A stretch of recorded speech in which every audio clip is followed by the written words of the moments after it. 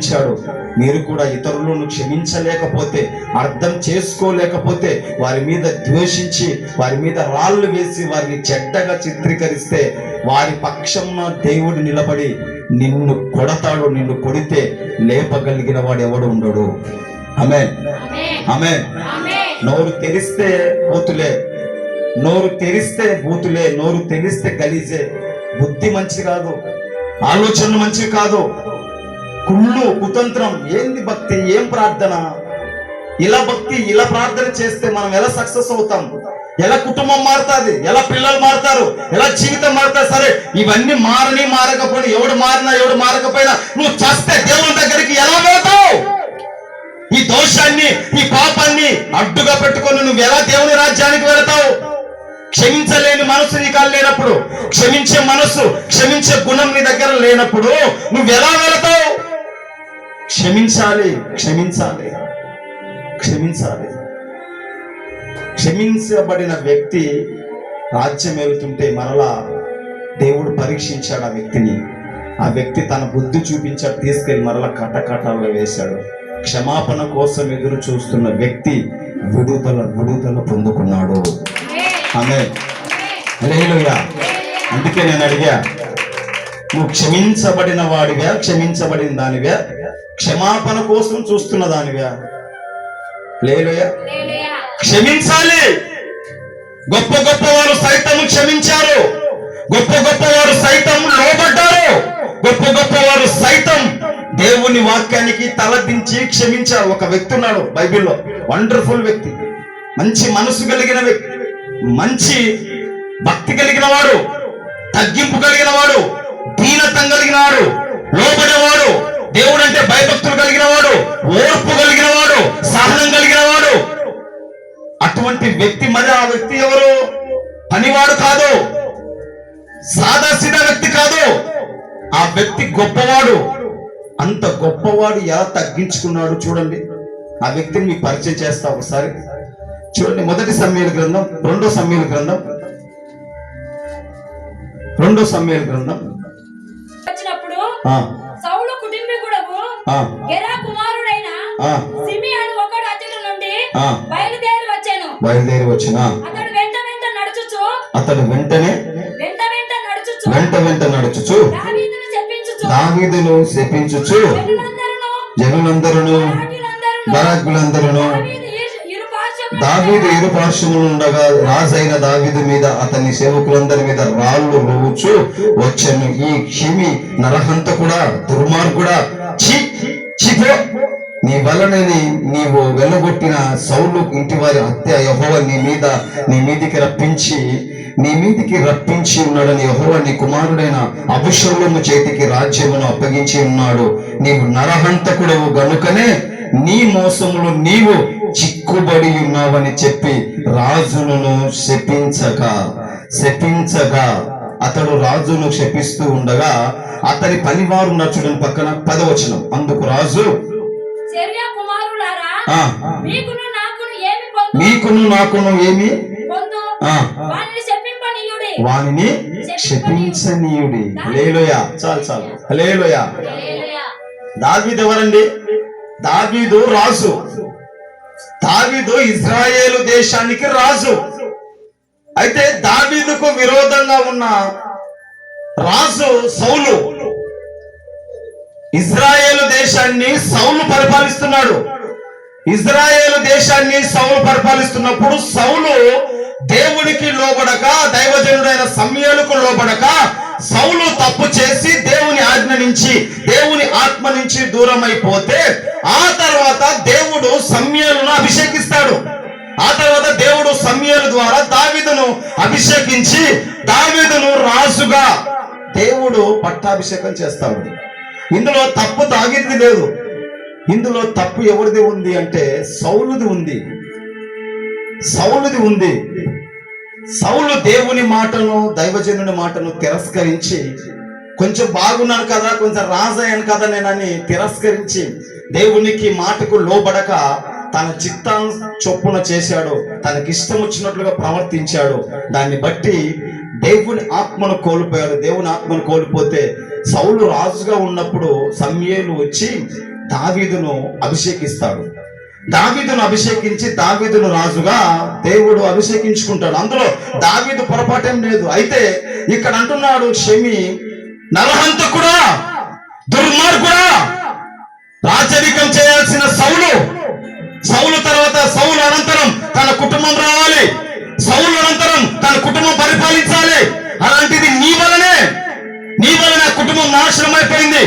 దుర్మార్గుడా, ఛీ, నీలాంటి చచ్చేది మేలు, నువ్వు బ్రతకడం దండగా, నువ్వు చచ్చిపో అని చెప్పి రాళ్ళు రువ్వుతూ రాళ్లతో కొడుతూ మట్టి దుమ్ము ఎత్తిపోస్తూ దావీదును దూషిస్తున్నాడు. ఎవరు? షెమి. ఇతడు ఎవరు అంటే రాజు, మొట్టమొదటిసారి ఇజ్రాయేలుకు రాజు అయిన సౌలు కుటుంబం నుంచి వచ్చిన వాడు, సౌలు అన్నదమ్ముల నుంచి వచ్చిన వాడు, సౌలుకు బంధువు, సౌలు వంశస్థుడు, బెన్యామీను వంశస్థుడు, సౌలు కుటుంబీకుడు. ఇతడు మా కుటుంబాన్ని నువ్వు నాశనం చేశావు, మా కుటుంబాన్ని నువ్వు సర్వనాశనం చేశావు, దుర్మార్గుడా, నువ్వు నాశనం అయిపోతావు, నువ్వు అడ్రస్ లేకుండా పోతావు, నువ్వు గల్లంతైపోతావు. హల్లెలూయా.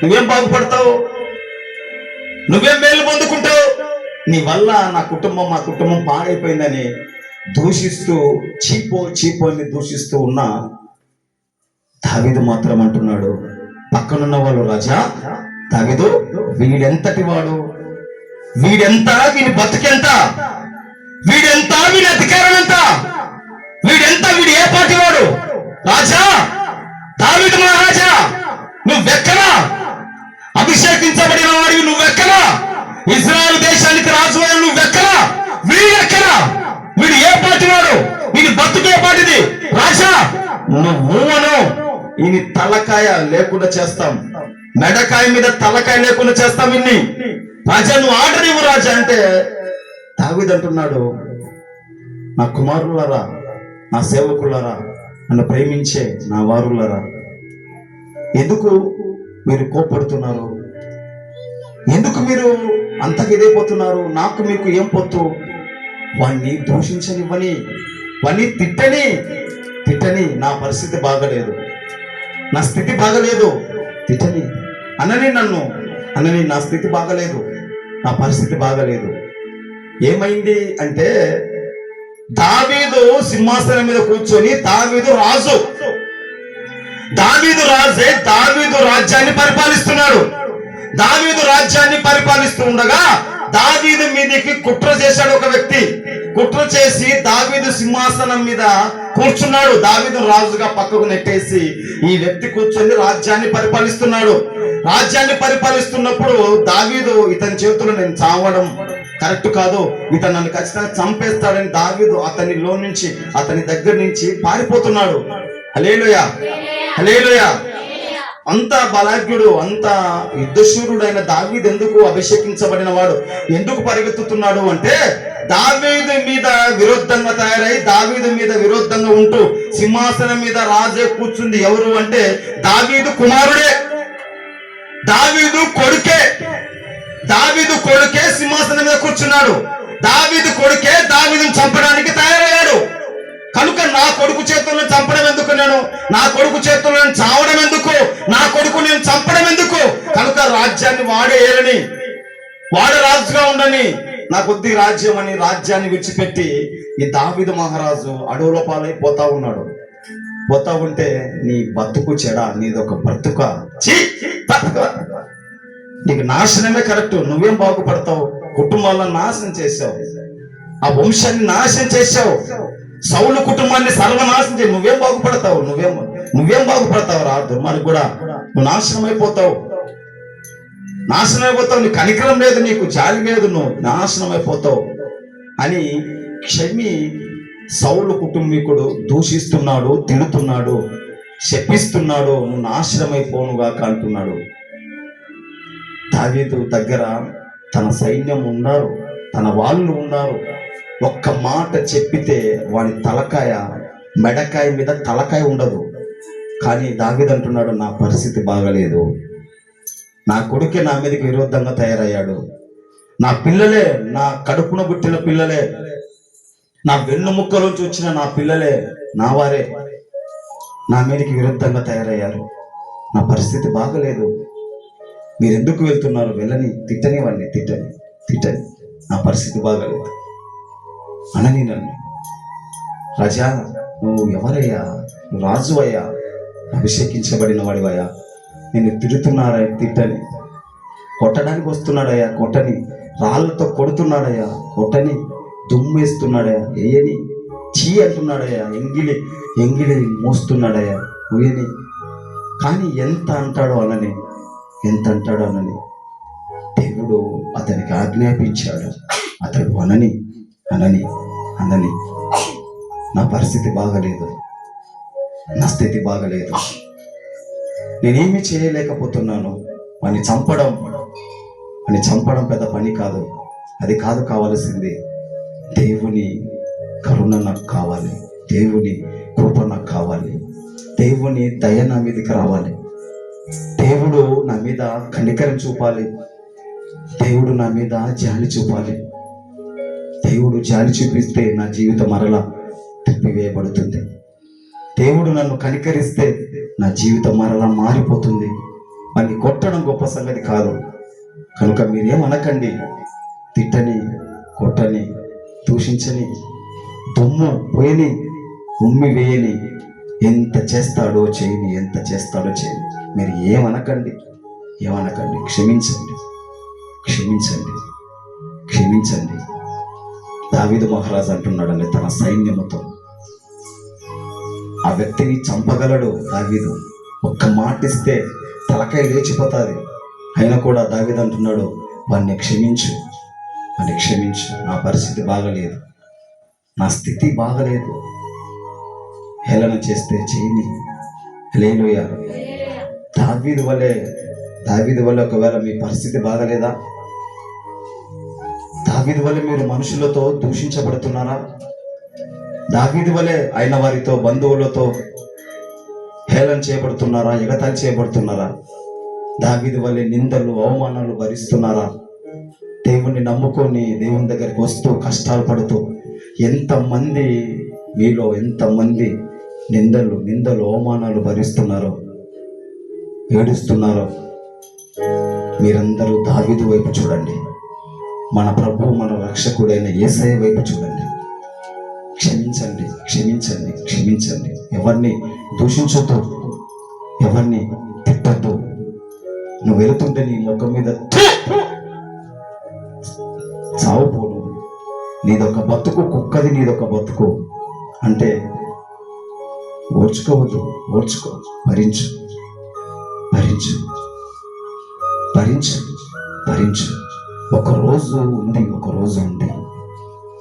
ఒకరోజు దీవెనకరంగా మార్చే దినం, ఒక దినం ఉంది, ఒక రోజు ఉంది. హల్లెలూయా.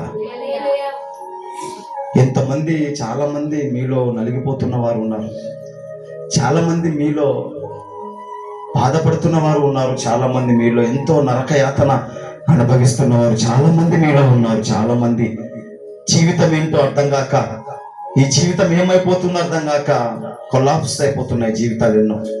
ఎంతో మంది సంసారాలు సరిగ్గా లేక అందరి చేత చీకొడుతూ, అందరి చేత హేళన చేయబడుతూ, అందరి చేత ఎగతాళి చేయబడుతూ, అందరి చేత చీ అనిపించుకుంటూ ఎంతమంది ఏడుస్తున్నారో మీలో, ఎంతమంది అలాంటి వారు ఉన్నారో వారందరితో ప్రభు మాట్లాడుతున్నారు.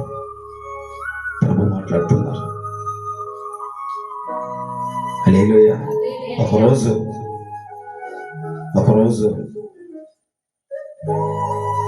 తాగుడుకు అలవాటైపోయి, లోకానికి అడక్ట్ అయిపోయి, లోక పిచ్చిలో, లోక మాయలో పడిపోయి ఇష్టం వచ్చినట్లుగా తిరుగుతూ ఉంటే మా నాన్న, ఇట్రా లోపలికి రా, ఇంత పనిందిరా అని లోపలికి పిలిచాడు.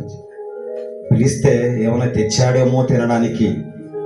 అప్పుడు నాకు టయానికి అన్నం ఉండేది కాదు, టయానికి నాకే కాదు మా నాన్న కూడా అన్నం ఉండేది. మాకు తండ్రి కొడుకులకి ఇద్దరికి. మా అమ్మ ఎప్పుడైతే చనిపోయిందో అప్పుడు మేము ఎప్పుడు సరిగ్గా మాకెప్పుడు లేదని నేను అనుకుంటా.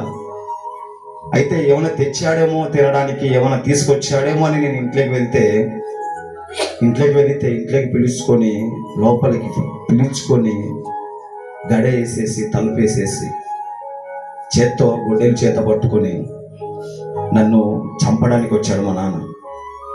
చంపడానికి వచ్చి నన్ను ముఖం మీద నీ బ్రతుకు, నువ్వు ఎందుకు పుట్టేవరో నా కడుపున, నువ్వు ఎందుకు పుట్టేవరో నా కడుపున రే, నువ్వు నన్ను చంపుతావని నేను నిన్ను చంపాలా. తలుపేశాడు. చంపడానికి గొడ్డలు తీసుకొని వచ్చాడు. భయంకర కోపంతో వచ్చాడు. నువ్వు నన్ను చంపుతావా, నేను నిన్ను చంపాలా? నీ బ్రతుకెందుకు, ఈ జీవితం ఎందుకు, నువ్వు ఎందుకు బ్రతికేవరా, నువ్వెందుకు పుట్టేవరా నా కడుపున నువ్వు చెడ పుట్టావు, నువ్వు చస్తావా లేదా నువ్వు నన్ను చంపుతావా, నేను నిన్ను చంపాలా? ఇంట్లోకి పిలిచి గడ వేసి నా మొక్క మీద ఉమ్మి వేసి గొడ్డలు తీసుకొని చంపడానికి వచ్చాడు నన్ను. మా నాన్న చంపడానికి వచ్చాడు. ఇక డౌట్ అడగొచ్చు, మా నాన్న అక్కడే ఉన్నాడు. నన్ను చంపడానికి వచ్చాడు. కన్న కొడుకుని ఎవరైనా వస్తారా? చంపడానికి వస్తారా? వచ్చాడు అంటే నేను ఎంత ఘోర పాపిని, నేను ఎంతగా కన్న తండ్రిని దూషించాను, ఎంతగా విసిగించాను. మీరు గుర్తుపెట్టుకోండి. ఏ తండ్రి అయినా వస్తాడా? నేను చూసినంత వరకు ఏ తండ్రి రాడు. చాలా మందిని చూస్తున్నా, వాడు ఎంత పనికి మాలోడైనా మరలా తండ్రి దగ్గర తీసుకొని గుండెలు కత్తుకుంటాడు. అది తండ్రి ప్రేమ. కానీ నా తండ్రి గొడ్డలు తీసుకుని నన్ను నరకడానికి వచ్చాడు అంటే నేను ఎంత దుర్మార్గునై ఉంటాను, ఎంతగా ఆయనను గాయపరిచింటాను, ఎంతగా ఆయన రోడ్డుకి ఈడ్చింటాను. మీరు గుర్తుపెట్టుకోండి. అక్కడికి వెళితే, ఆ లైన్కి వెళితే, సుబ్బరాడు నీ కొడుకిలా, ఈ లైన్కి వెళ్తే సుబ్బరాడు నీ కొడుకలా, సుబ్బరాడు నీ కొడుకిట, సుబ్బరాడు నీ కొడుకు తాగి పడిపోయాడు, సుబ్బరాడు వాడిని కంట్రోల్లో పెట్టుకో, నిన్ను చంపేస్తా వాడిని చంపేస్తా, ఇద్దరిని అంతగా దూషిస్తుంటే తట్టుకోలేక ఒక రోజు తలుపేసి మా నాన్న గొడ్డలు తీసుకొని చంపడానికి వచ్చాడు. ఛీ, ఎందుకు పుట్టావరా నా కడుపున, నీకు ఎందుకు పుట్టావు? ఎవరండి ఇష్టపడేది? ఎవరు మనల్ని ఇష్టపడేవాడు? ఎవడు మనల్ని ఇష్టపడేది? ఎవరు ఇష్టపడతారు? గొడ్డలి తీసుకొని చంపడానికి వచ్చిన మా నాన్న ఈ వ్యక్తిని, ఆ తండ్రికి అవసరం లేని ఈ వ్యక్తిని, ఈ కుమారుణ్ణి ఆ తండ్రి చేరదీసినట్లుగా ఈరోజు మిమ్మల్ని కూడా ఆ తండ్రి చేరదీస్తాడు. ఆమేన్, ఆమేన్. ఎవరైతే నలిగిపోతారో, ఎవరైతే కష్టాలు పడతారో, ఎవరైతే శోధనలు భరిస్తారో, ఎవరైతే శ్రమను భరిస్తారో, ఎవరైతే నిందలు భరిస్తారో, ఎవరైతే వాక్యానుసారంగా నిక్కచ్చగా నిలబడతారో వారిని దేవుడు నలుపుతాడు, నలుపుతాడు, నలుపుతాడు. వారిని మాత్రం నలుపుతాడు. కానీ ఏ రోజు మాత్రం వారిని చెయ్యి విడువడు, విడువడు, విడువడు. ఆమేన్, ఆమేన్. అక్కడ దావీదును దేవుడు వదిలిపెట్టలేదు. దుమ్మి, మట్టి, రాళ్ళు, ఎంగిలి దూషిస్తున్నాడు, అడ్డం వచ్చినట్లుగా తిడుతున్నాడు క్షమి దావీదును. ఆయన అన్నిటిని భరించాడండి దావీదు రాజు. మీరు చెప్పండి, ఎవరైనా మిమ్మల్ని ఒక మాట అంటే మీరు భరిస్తారా? భరిస్తామన్న వాళ్ళు ఎవరున్నారు? అత్త ఒక మాట అంటే భరించవు, మామ ఒక మాట అంటే లోబడవు, భర్త ఒక మాట అంటే లోబడవు, ఎరుగు పొరుగు సమాజం ఒక మాట అంటే లోబడవు. ఏం భక్తి నీ భక్తి? దావీదు మహారాజు, నీ బతుకు చెడా. అంతటి రాజు నొమ్ము వేస్తున్నా కూడా తల దించుకొని వాడిని తిట్టని నా కుమారులారా తిట్టని, వాడిని ఏమనొద్దు మీరు, నా టైం బాగలేదు, నా పరిస్థితి బాగలేదని వదిలేసి సైలెంట్గా పక్కకు వెళ్ళిపోయి అడవుల పాలే వెళ్ళిపోయాడు. వెళ్ళిపోయిన దావీదు ఆ తగ్గింపును చూసిన దావీదును తగ్గింపు చూసిన దావీదు వెళ్ళిపోయాడు. ఆ తర్వాత మరలా అవకాశం వచ్చింది దావీదుకి. మరలా దేవుడు దావీదును దర్శించాడు. మరలా దేవుడు దావీదుకు మరలా అవకాశం ఇచ్చాడు. మరలా దేవుడు దావీదును దర్శించాడు. ఇక్కడ రెండు మాటలు ఉన్నాయి. ఒకటి, దేవునికి దూరం అయిపోయి లోకానుసారంగా బ్రతుకుతున్న వారు పడుతున్న శ్రమలు. రెండోదిగా దేవునికి అవిదేవులై దేవునికి లోబడక దేవునికి కోపం తెప్పించి శ్రమలు తెచ్చుకున్న వాళ్ళు ఒకరు ఇద్దరు ఉన్నారు. ఇక్కడ దేవునికి లోబడక దేవుని ఆజ్ఞను తిరస్కరించి దేవుని నామానికి దూషణకరంగా ప్రవర్తించి ఒక వ్యక్తిని చంపి అన్యాయంగా ఒక కుటుంబాన్ని పాడు చేసినందుకు దావీదు అడవుల పాలైపోయాడు. తను చేసిన పాపాన్ని బట్టి తను అడవుల పాలైపోయాడు. తను చేసిన పాపాన్ని బట్టి తను శిక్ష అనుభవించాడు. చాలా మంది చేసిన పాపం గుర్తుకురాదు. వారు చేసిన పాపాలు, వారు చేసిన మోసాలు గుర్తుకురావు. ఏందో చర్చికి 4 వారాలే పోతున్నాయి, ఏం జరగట్లే. చర్చికి 3 వారాలే పోతున్నాయి, ఏం జరగట్లే. 7 వారాలు తిరిగా 10 వారాలు తిరిగా ఏం జరగట్లే. ఏం జరుగుతుంది? ముందు నీ హృదయంలో ఉన్న ఆ కంపును తీసేస్తే కదా నువ్వు. నీ హృదయంలో ఉన్న కంపును తీసేస్తే అప్పుడు దేవుడు నిన్ను దర్శిస్తాడు. హల్లెలూయా, హల్లెలూయా. దావీదు శ్రమ పడ్డాడు, కష్టపడ్డాడు. తను చేసిన పాపాన్ని బట్టి దేవుడు పెట్టిన శిక్షను అనుభవించాడు, అడవుల పాలైపోయాడు. ఒకవేళ మీరు చేసిన పాపాన్ని బట్టి ఎవరైనా మీలో దేవుని శిక్షను అనుభవిస్తూ ఉంటే అది శిక్షగా భావించక అది దీవెన అనుకొని మీరు తల దించండి. ఒకరోజు దాన్ని ఖచ్చితంగా దీవెనగా మారుస్తాడు. ఆమేన్, ఆమేన్, హల్లెలూయా. వెళ్ళిపోయాడు, అడవుల పాలైపోయాడు దావీదు. దూషించబడ్డాడు. కొడుకు చంపడానికి వస్తున్నాడు, అది కొడుకే వస్తున్నాడు చంపడానికి దావీదును. ఇక్కడ చూస్తే జనులు దూషిస్తున్నారు. రాజు పోయాడు, అడవుల పాలైపోయి కొండలు పట్టుకొని అడవుల పాలైపోయి అడవులలో ఉన్నాడు. మరలా సమయం వచ్చింది, మరలా యెహోవా దావీదును దర్శించాడు. ఆమేన్. మరలా దావీదు తిరిగి వస్తున్నాడు. ఎలా వస్తుంది తెలుసా? గానాలతో, ప్రతి గానాలతో, కేకలతో, ఊరేగింపుతో, పెద్దలతో, యాజకులు పెద్దలు అందరూ కలిసి దావీదును మరలా ఇజ్రాయేలు దేశానికి రాజుగా పట్టాభిషేకం చేయడానికి మరలా తీసుకొని వస్తున్నారు. ఆమేన్. అప్పుడు దొరికాడు మరలా క్షమి. హల్లెలూయా. ఏ చీపే, దరిద్రుడా, పనికిమాలుడా అని తిట్టాడే, వీడు మరలా దొరికాడు దావీదుకు. అప్పుడంట దావీదు తలకాయ, మెడకాయ మీద తలకాయ లేకుండా లేపేశాడంట. హల్లెలూయా. నీకు సమయం వచ్చేంత వరకు ఉండు, సమయం వచ్చిన తర్వాత లేపేయి. హల్లెలూయా. లేపేస్తారా? లేపేస్తారా? ఏం లేపరా? మీ పక్కన కూర్చోబెట్టుకుంటారా? హల్లెలూయా. దేవుని నామానికి మహిమ కలుగును గాక. చూడు ఏం చేశాడు. మరలా దావీదుకు దేవుడు దర్శించి తను రాజుగా పట్టాభిషేకం చేసే దినం వచ్చింది. అప్పుడు ఏం చేశాడు ఈ వ్యక్తిని? అక్కడే పక్కన 19వ అధ్యాయం 2 సమూయేలు గ్రంథం పేజీ నంబర్ 270. 2 సమూయేలు గ్రంథం 19వ అధ్యాయం 18వ వచనం. రాజు ఎదుట నది దాటిరి. రాజు ఇంటి వారి రాజు దృష్టికి అనుకూలమైన దానిని చేయుటకును రేపు పడవున యువతలకు తెచ్చి ఉండిరి. అంతటా గెరా కుమారుడకు సిమి వచ్చి రాజు యోర్దాను నది దాటిపోగానే అతనికి సాష్టాంగపడి. ఒకసారి 16 చదువు, ఒకసారి 16 చదువు. 19, 16. అంతలో బహురీమునందున్న బెన్యామీనీయుడకు, అలా చూడండి, బెన్యామీనుడకు గెరా కుమారుడైన సిమి త్వరపడి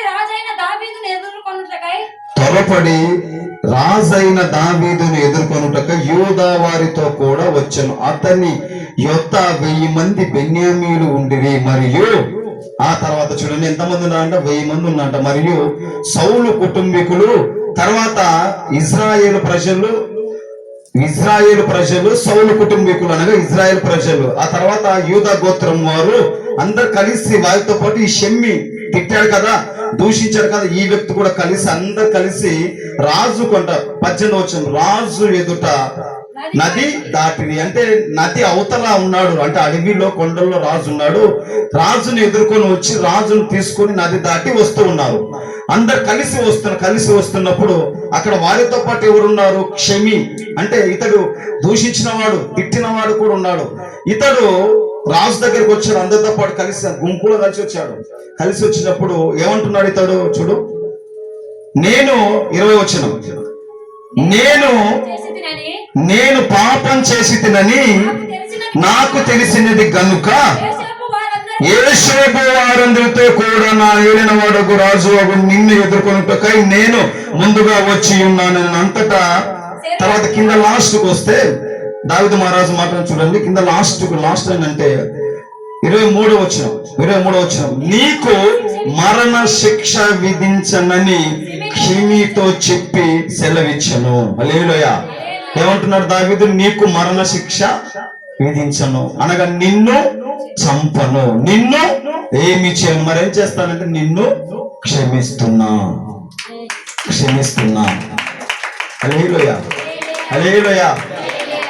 ఏ వ్యక్తి అయితే దూషించాడో, ఏ వ్యక్తి అయితే దావీదును ఏలం చేశాడో, ఏ వ్యక్తి అయితే దావీదును హింసించాడో, ఏ వ్యక్తి అయితే దావీదు మీద రాళ్ళు చల్లాడో, ఏ వ్యక్తి అయితే దావీదును దూషించాడో అదే వ్యక్తి, అతడే యూదా వారిని అందరినీ, ఇశ్రాయేలు అందరినీ, ప్రజలందరినీ అనగా 1000 మందిని పోగేసి, 1000 మందిని బ్యాచ్ అందరినీ పోగేసి తన కుటుంబం వారిని, తన వంశస్థులను, తన గ్రామ ప్రజలందరినీ పోగేసి దావీదు రాజుగా ప్రకటించుటకు, దావీదు సింహాసనం మీద కూర్చోబెట్టడానికి ఈ వ్యక్తే రహదారి అయ్యాడు. ఆమేన్. ఈ వ్యక్తే మార్గం సిద్ధం చేస్తున్నాడు. ఆమేన్. ఏ వ్యక్తి అయితే చీ అన్నాడో, ఏ వ్యక్తి అయితే చా అన్నాడో, ఏ వ్యక్తి అయితే దూషించాడో ఆ వ్యక్తే సింహాసనం మీద కూర్చోబెట్టడానికి రాజుకు పూలు వెళ్తున్నాడు. ఆమేన్, ఆమేన్. ఎక్కడైతే నిన్ను చీ అన్నారో, ఎవడైతే చీ అన్నాడో, ఎక్కడైతే నువ్వు పడిపోయావో, ఏ ప్రజల ఎదురు తలదించావో, ఏ ప్రజల ఎదురు చీ అన్నారో, ఏ ప్రజలు నిన్ను దూషిస్తున్నారో, ఎక్కడైతే నువ్వు వెళ్ళి వేయబడ్డావో అక్కడే కాలర్ వెనక్కి వేయాలి నీవు. అక్కడే మీసం తిప్పాలి నీవు. ఎంతమంది శత్రువులు అయితే నిన్ను దూషిస్తున్నారో, ఎంతమంది నిన్ను ఎగతాళి చేస్తున్నారో వారందరి ఎదుట నీవు మీసం తిప్పాలి యేసునామములో. ఆమేన్. వారందరూ నీ ఎదుటికొచ్చి, వారందరూ నీ దగ్గరకు వచ్చి తలదించామా అన్నా నా కోసం ప్రార్థన చెయ్యన్నని తలదించాలి.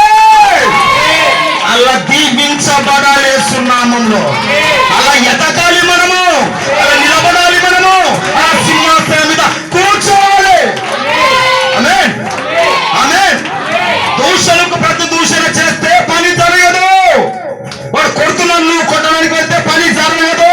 వాడు తిడుతున్నాను, నువ్వు తిడితే పని జరగదు. నువ్వు తల దించి ఎప్పుడైతే దేవుని వైపు చూస్తావో అప్పుడు ఆయన కదులుతాడు. ఆమేన్, ఆమేన్. నువ్వు శత్రువుని ఏం చేస్తావు? మహా అంటే కొడతావు, తిడతావు, లేదంటే వాని గురించి వెళ్ళి వానికి చెప్తావు, ఈమె గురించి వెళ్ళి ఆమె చెప్తావు, ఆమె గురించి వచ్చి ఈమె చెప్తావు. అంతే. నువ్వేమైనా చేస్తావా? నువ్వేమైనా పొడుస్తావా? నువ్వేం చేయగలుగుతావు? చేయగలుగుతావా? కొడతావా? నీ చేతన ఒకసారి కొడతావు. ఎంతవరకు కొడతావు? 2 దెబ్బలు 3 దెబ్బలు కొడతావు, కట్టలతో కొడతావు. అంతేనా? అంతేనా? ఏమన్నా చేస్తావా? మరి తిడతావు, వాళ్ళకి వీళ్ళకి అందరికి చెప్తావు. అంతే నువ్వు చేసేది.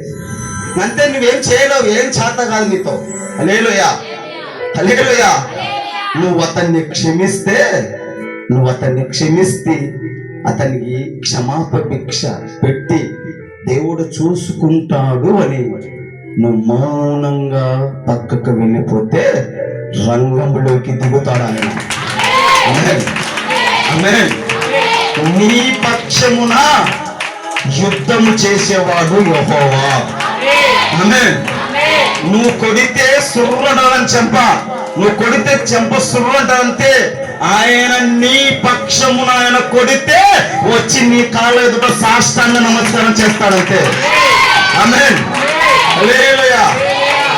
నువ్వు కొడితే ఏమొస్తుంది? నువ్వు కొడితే ఏం జరుగుతుంది? హల్లెలూయా. నువ్వు కొడితే ఏం జరుగుతుంది? ఏం జరగదు.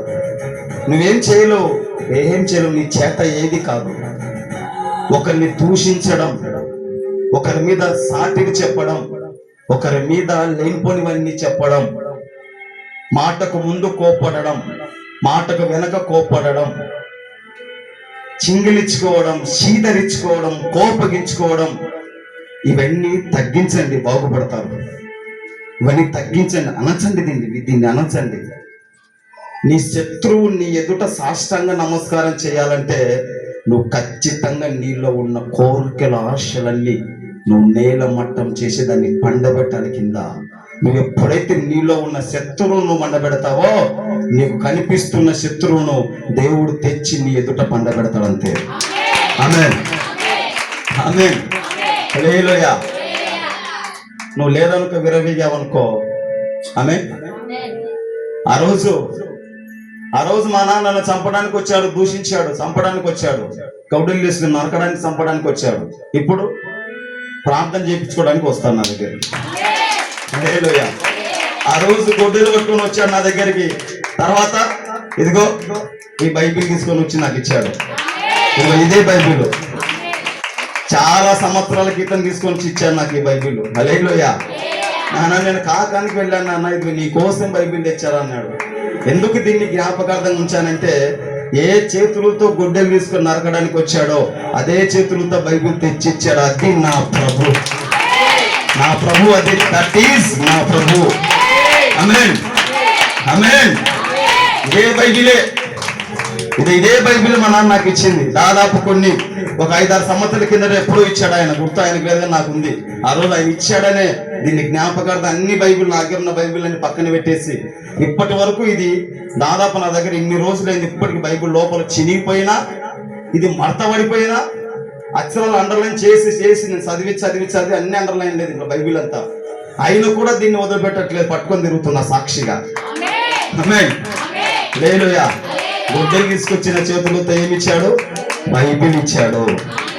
ఆమేన్. అది అది అది ప్రభు చేతులు పడితే అంత తారుమారైపోతుంది, అన్ని తారుమారే. హల్లెలూయా. దేవుని నామానికి మహిమ కలుగును గాక. ఆయన చేతులు పడాలంతే మనం క్షమించాలి, క్షమించే మనస్సు. దావీదు అక్కడ క్షమించాడు, క్షమించబడ్డాడు, మరలా సింహాసనం మీదకి వచ్చాడు. మరలా కూడా దేవుడు పరీక్షించాడు, చంపడా అని. దావీదు క్షమించి వదిలేశాడు. బతుకుపో అని వదిలేశాడు. అది మొదలుకొని దావీదు చచ్చేంత వరకు తన సింహాసనాన్ని కదిలించేవాడు ఇక పుట్టలేదు మరలా. ఆమేన్. తను ఉన్నంత వరకు తానే రాజు. హల్లెలూయా.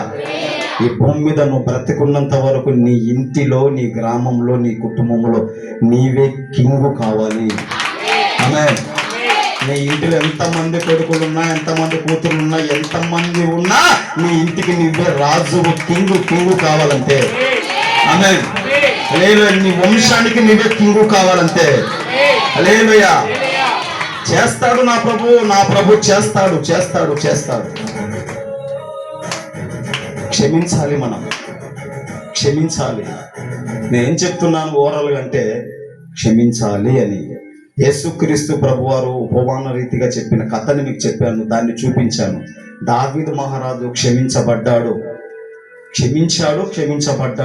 మరలా సింహాసనం మీద కూర్చొని రాజ్యాన్ని పరిపాలించాడు. మనం కూడా మన ఎదుటి వారిని క్షమించాలి. మనము కూడా మన ఎదుట తప్పు చేస్తే, ఎవరైనా పొరపాటు చేసినా, నీ మీద ఎన్ని మాటలు చెప్పినా నువ్వు దూషించొద్దు, నువ్వు తిట్టొద్దు, క్షమించు. క్షమిస్తే ఎట్టన్నా వాడు ఇట్టన్నాడన్నా, ఇట్టనిందన్నా, నువ్వు క్షమించు. ముందు క్షమించి చూడు. నీ పక్షమున పగ తీర్చుకుని వాడు ఆయన.